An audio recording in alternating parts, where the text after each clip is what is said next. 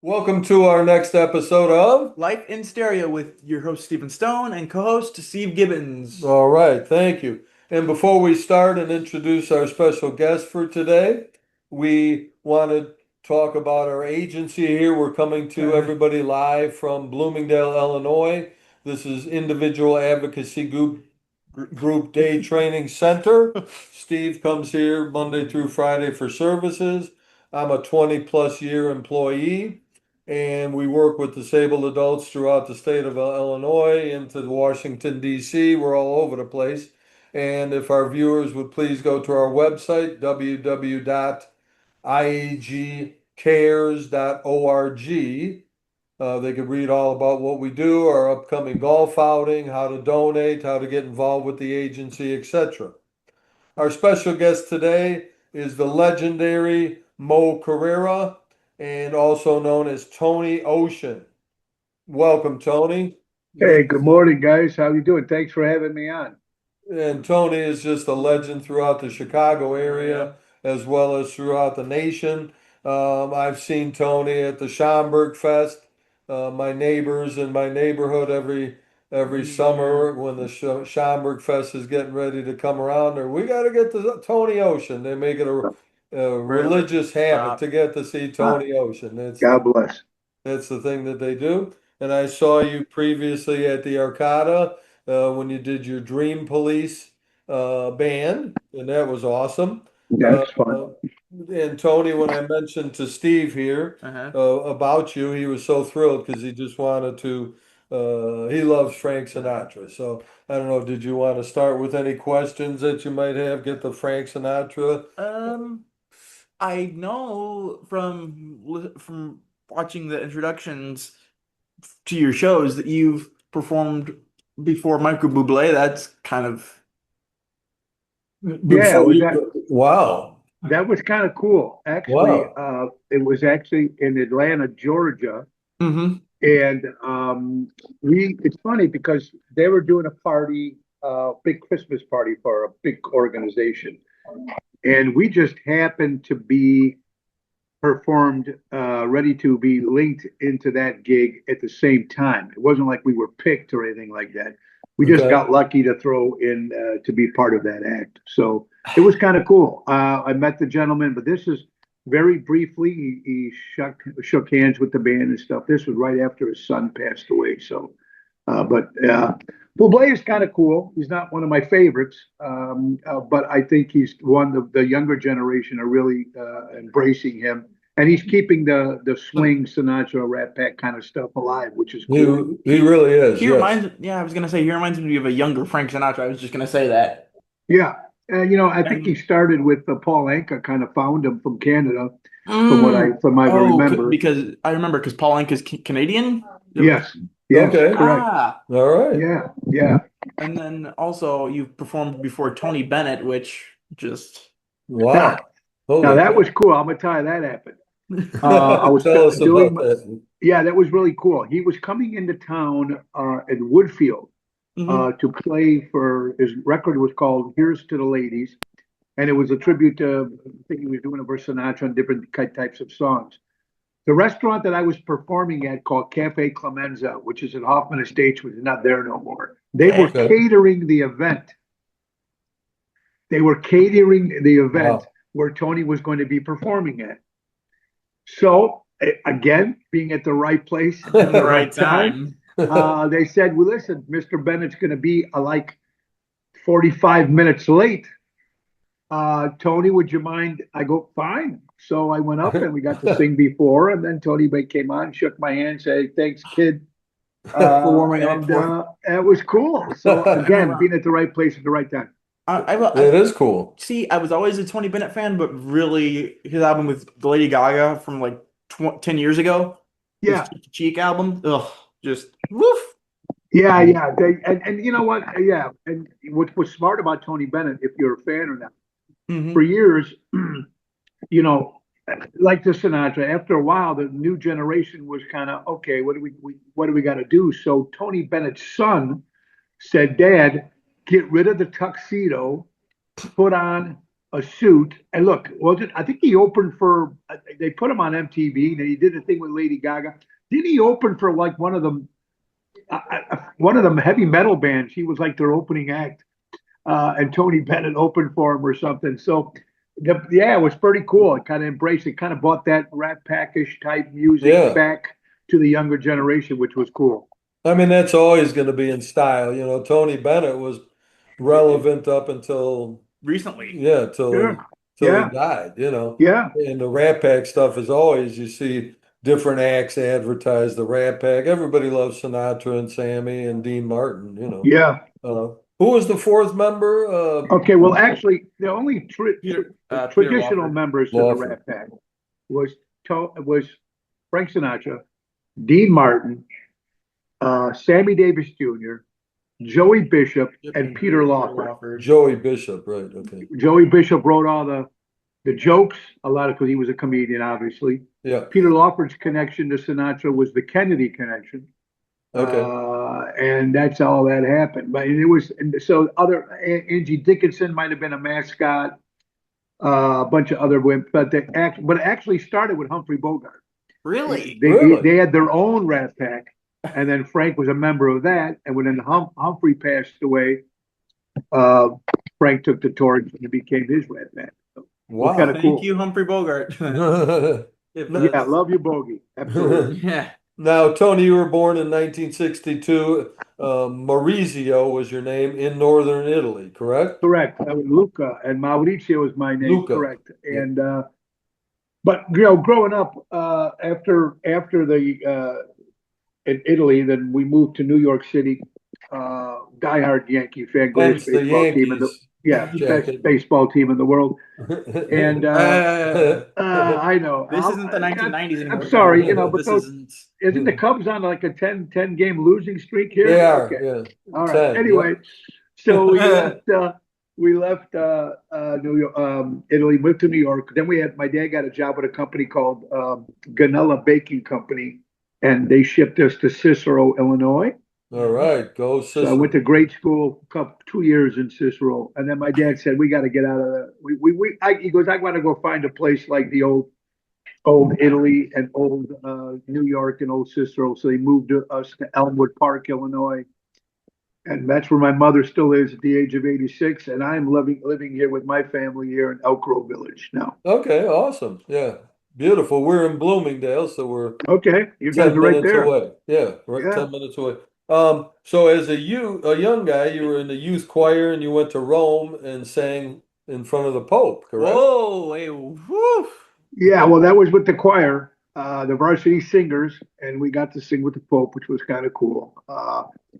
But you know what? You're looking back at some of this stuff, you know, doing this now for 40 years full time, and with the Tony Ocean show, and then we have Ocean's Rat Pack, which that show I played Dean Martin in that show, and that show we started that show in 1998, was at Piper's Alley right next to Tony and Tina's wedding. So that was a 5 nights a week we were running that play. That play ran for about 6 years, produced by Ron Onesti.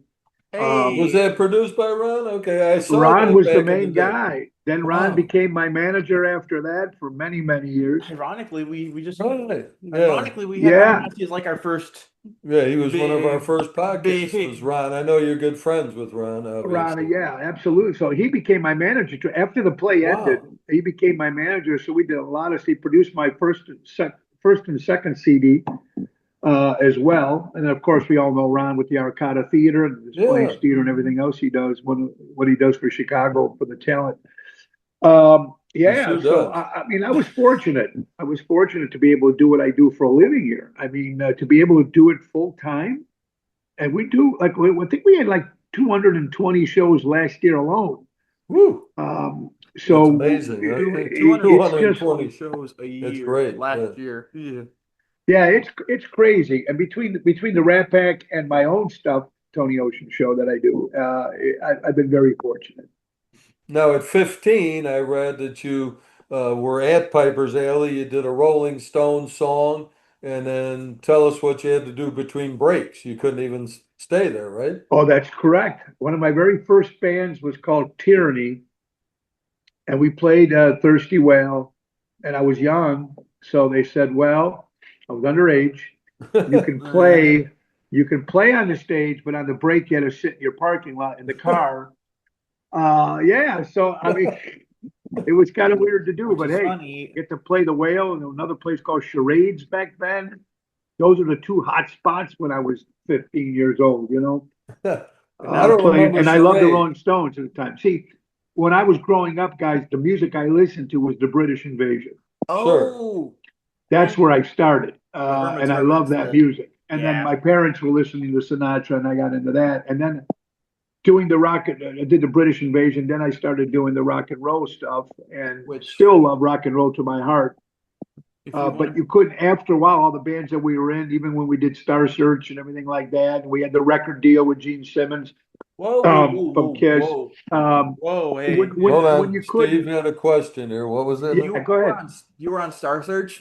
Yeah, I Yeah, saw you said you were the runner-up. Who the heck beat you out? Sawyer Brown, Really? Sawyer the Brown, the country country band, superstar. What beat the us. Wow. heck? We were called Big Bang Rodeo. Okay. We were pretending we were from Texas, Austin, Yeah. Texas. We weren't. We're four guys here, one from Melrose, one from whatchamacallit. But at that time, this country pop stuff was making really big.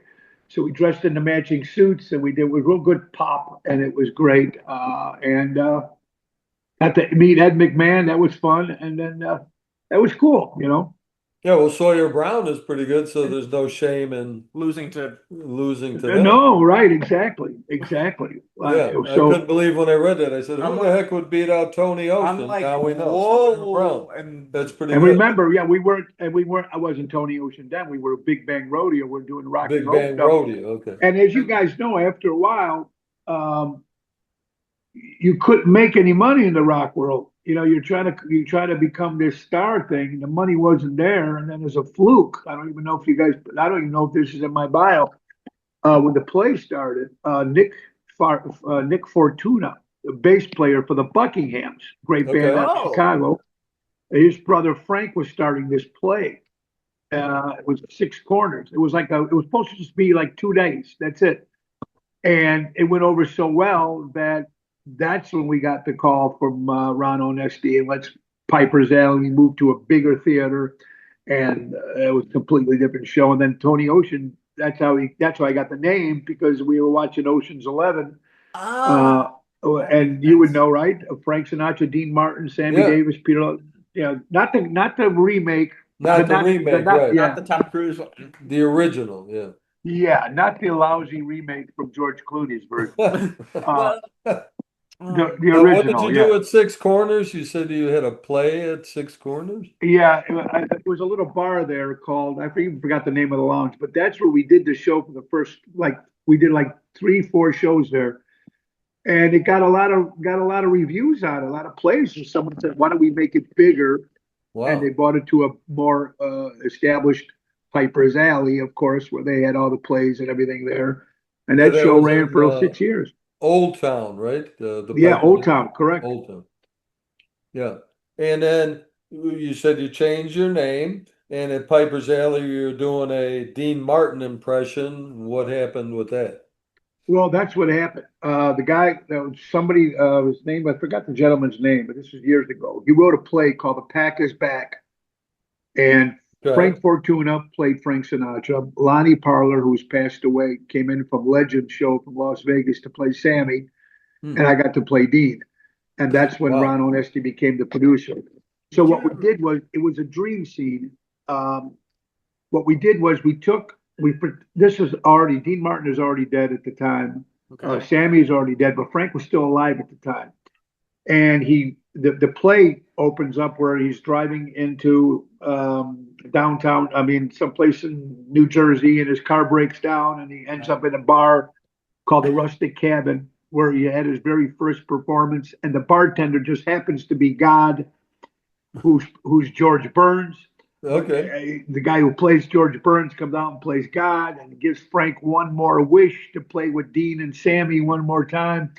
And that's what the whole play is about, called The Pack is Oh, Back. that's cool. Now, had Yeah, it you was ever very cool. were you able to ever meet Frank or Dean or Sammy or? I waved to Frank I've seen Frank many, many times.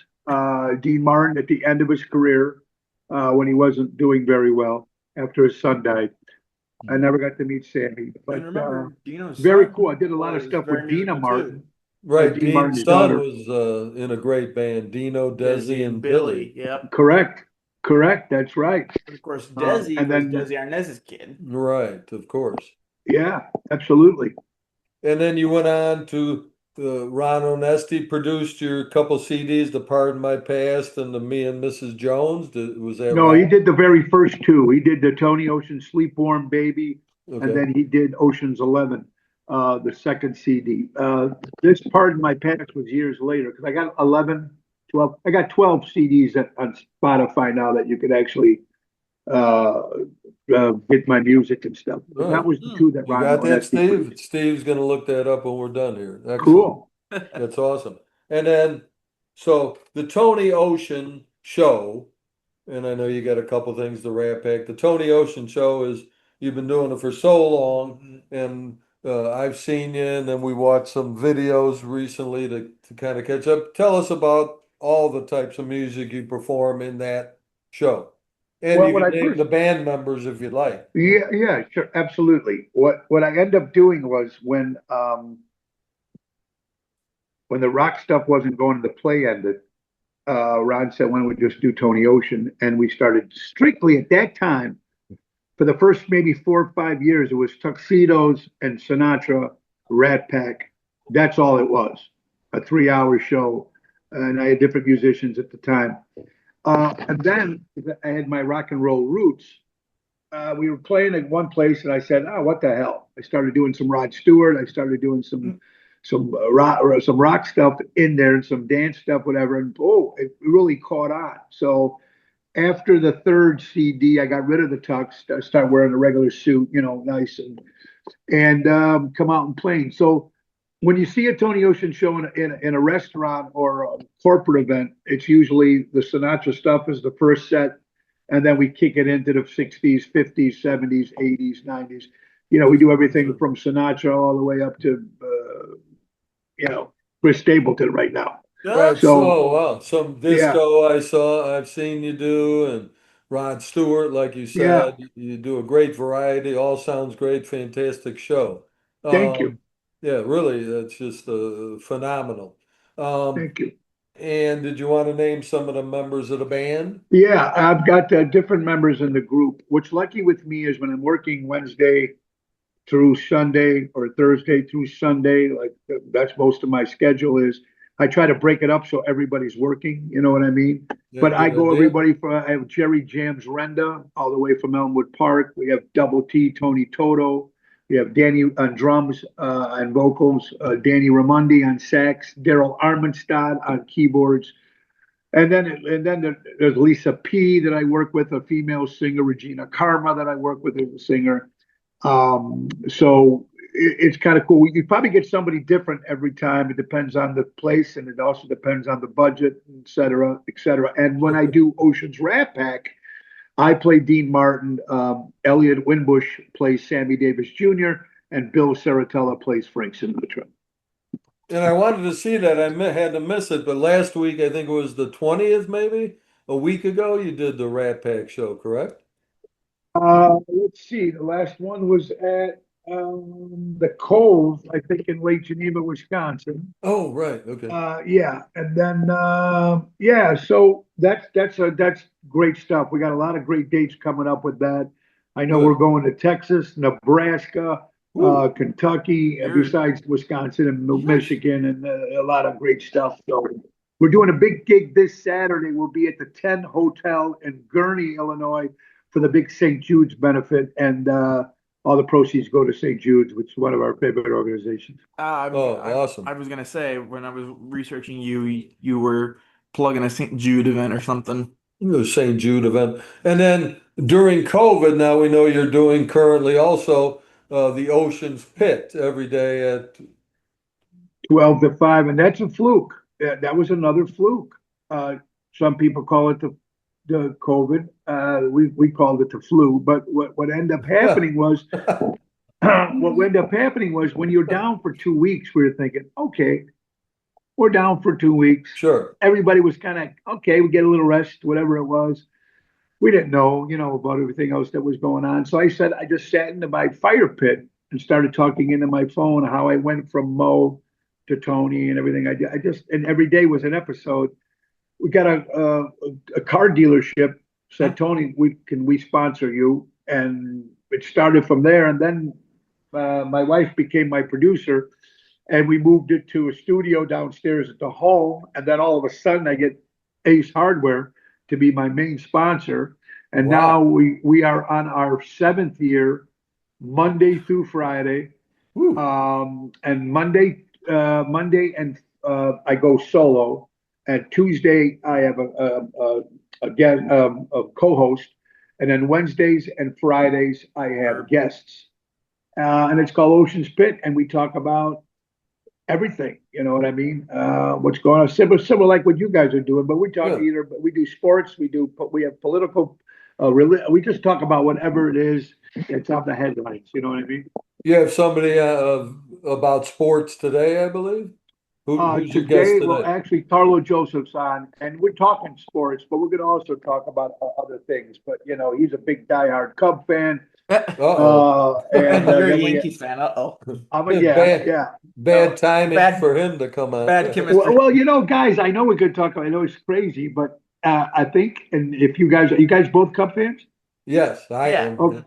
Okay, so guys, they've lost 10 games since May 15th, and you know who died on that day? The guy that owns the Billy Goat Tavern. Oh, that's right. You're right. Yeah, the guy that owns the Billy Goat passed on. Really? Yeah. Well, could the curse be back? The curse is back. And of course, the Billy Goat Tavern, if you remember your Cubs history, would be the curse of the Billy Goat from '45 when they were playing the Tigers. Yeah, let's hope it's not coming back again. Correct. Who are some of the other people you have on the Ocean's Pit? Oh, we've had everybody on, from Blagojevich. We've had Michael Manson, one of my favorite actors of all time. Nice. So many different musicians and so many different people. Honesty, of course. We've had Priscilla Presley. We had a lot of different people on. Yeah, so it was very, very cool. Elvis's ex-wife? Elvis's ex-wife, correct. Wow. Yeah. Wow. Yeah, and that was by fluke too. It's interesting because when you're in this business, you bump into people all the time. Oh, by the way, we do a podcast. Now, some are really cool, and some people just not interested. You know what I mean? Right. But if you listen to Ocean's Pit, we're an open book. There's no, it's unfiltered, and it is what it is. You know what I mean? So I've been fortunate. This is my 7th year to be doing it, and that's what's amazing. Ironic, that people are still listening. I don't know why, but I don't know. That's amazing.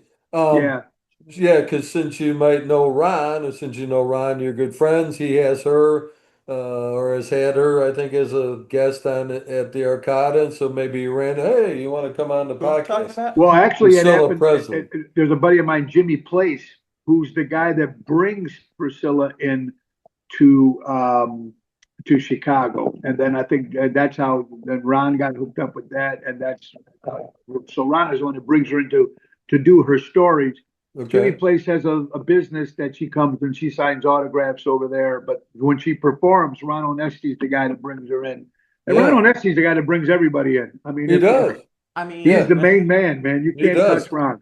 And I talked to him at one of the shows after he came on, and he told me the same thing. He said, just all the groups or whoever you're trying to get want to go through the management, send them emails, messages, blah, blah, blah. Some of them are very gracious, which they've come on, and some are not interested. Like you said, exactly the same thing. So we're enjoying it. Okay, we definitely need to get Priscilla on here now. Now, can you promote? I know you got a show tonight, which I'm going to stop by at some point tonight because you're right down the street from me at Rosario's.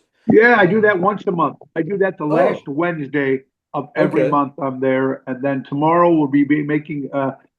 Tonight's just me and Double T, Tony Toto, but tomorrow we have me, Jumpin' Jerry Jams, and Lisa P will be at Johnny Cab's in Burr Ridge. Friday, we're at Chicago Prime Steakhouse with Daryl Armstrong. And Saturday, the big St. Jude's benefit at the 10 Hotel in Gurnee, Illinois. So what was it about Frank Sinatra that impressed you? I'm going to tell you something. Good question. Frank was cool, but Right. Dean was the one that did it Yeah. for me. Right, Dean's the cool one. I mean, he's the guy that hosts the roasts all the time. Hey. Right. So Yes. But one thing about Dean Martin, reading his book and I did a book tour with his daughter. We opened for his son when he was at Milwaukee Fest in Italy, Milwaukee, and got to know a lot of stuff. Even I opened for Don Rickles, so he told me a lot of stories with Frank. And then Jilly Rizzo's son, Willie, owned Jilly's, where I was downtown performing there for 15 years. The story you hear about Frank and Dean, it's like, yeah, Frank was cool. And the voice, of course, nobody could beat his voice.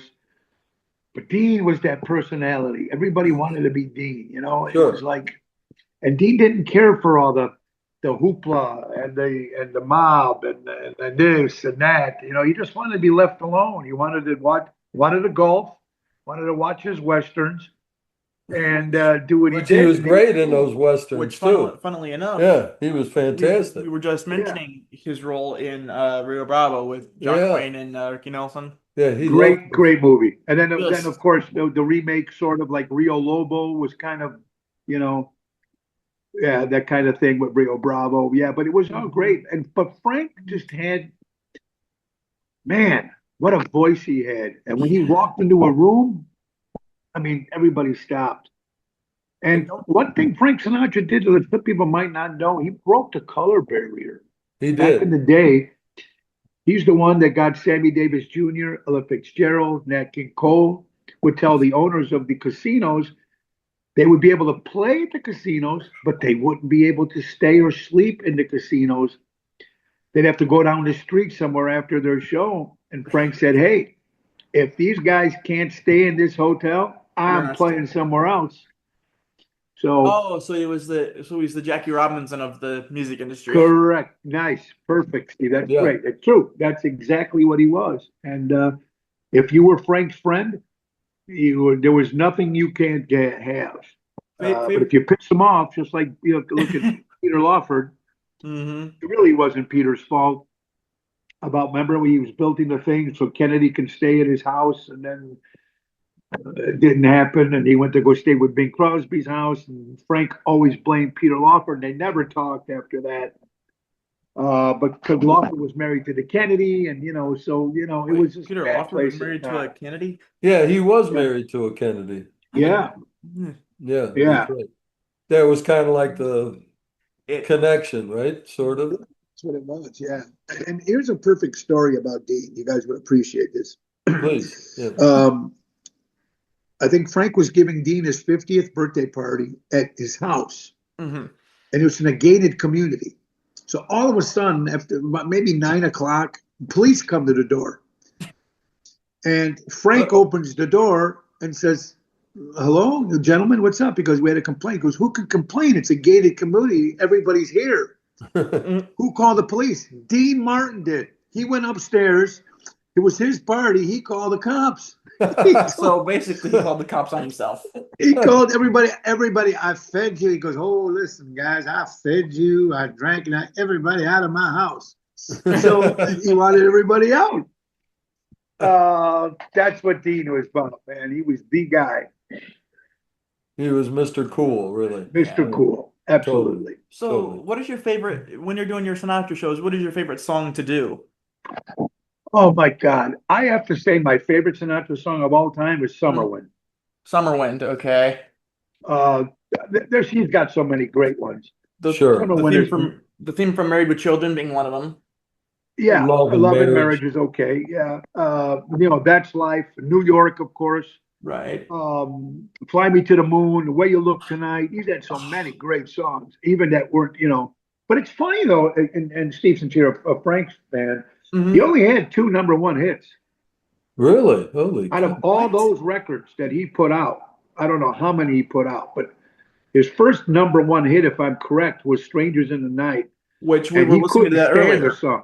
Yeah, he couldn't stand the song. He told his friend who wrote the song, if the single goes #1, I'll name the whole album after it. And he did.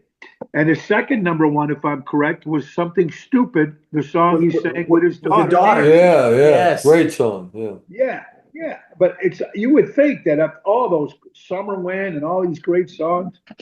So Yeah, yeah, you would think he'd have a ton of them, a ton of you them. think he would, yeah. Yeah, because they're all fantastic songs. Who was his band at the time? Was it just people that he hired? Session yeah. people. Yeah, well, Frank had different bunch of he had different arrangers, Gordon Jenkins, Count Basie. He had a lot of different people, So, which was great. And when you got the best band behind you, the Yeah. best musicians that would play with Frank, it's almost like some people might bring this. If you look at the Ringo Starr All-Star Band, Yep. Yep. Again, when ties Ringo with- calls you, You you're gonna go. play. Yeah. I'm playing It's with Ringo Ringo. that's I'm calling playing you. with You one of the gotta. Beatles. Right. You gotta go. Yeah. You gotta go. Yeah. That's right. My favorite Frank story was that he always said there was only two people that scared him: Tommy Dorsey and his own mother. His- That It's was good. good. That That's is good. Absolutely. Any other Uh, questions, Steve? I know Tony's got his own show coming up. So do you have any other questions you want to ask? How did Frank Sinatra get connected with like Gene Kelly for like Out on the Town and stuff like that? That I wouldn't know, but I know they were both signed by the same movie company. I think it MGM. might have been MGM. I think that's Yeah. how that came together. Back then when all the artists are signed by the same movie company, or maybe even some of the same agents, they will try to create projects to either work together Specifically and stuff like that. specifically for their client. Correct. Yeah. And Gene Kelly was huge, and so was Frank. So it was a pretty cool, natural thing. Yeah. Yeah.